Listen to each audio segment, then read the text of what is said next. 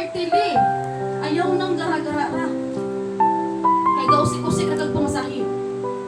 Walay, ayaw mo pag-anikawang ra. Walay unod. Klaro nga pagka-istorya.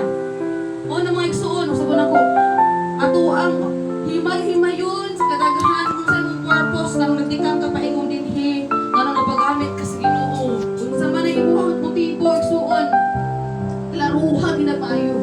Klaruhan nagmayo. Kay base mo abot ang Ginoo, mabilin ka. Pagmahayon niya ka. Ingon pa ka sa piratong yan nga, nag-serve yung kay Lord, nagkapuhat yung ani sa simbahan. Pero igsoon, inati ka ha, obedience is better than sacrifice. Kung nag-aanhi ka, kung di ka nag-obey kay Lord, kawang lang ang tanan. Kabalo ba kalahi lang ang sacrifice dahil ko ng obedience? Kabalo ba mga anak? Tinahan mo, kabalo ka na igsoon. Lahi ang obedience, lahi ang sacrifice. Ang sacrifice ni mo pag-anhi sa balwantong sa Ginoo. Dili lang na mao, much better daw itong nag-obey, nagpapamuhat kung sa isubo sa Ginoo.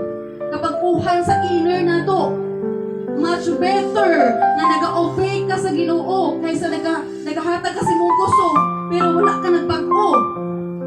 Sabtan? Ayaw ko katik-atik. Di ba na gusto na buta ka na? Hindi. Kasi kung gusto sa buta sa tao, igamit na ko sa Ginoo. Igamit ko sa Ginoo. Kaya pahatod ang ihang pulong, mubadlong, mugayt. Igamit ko sa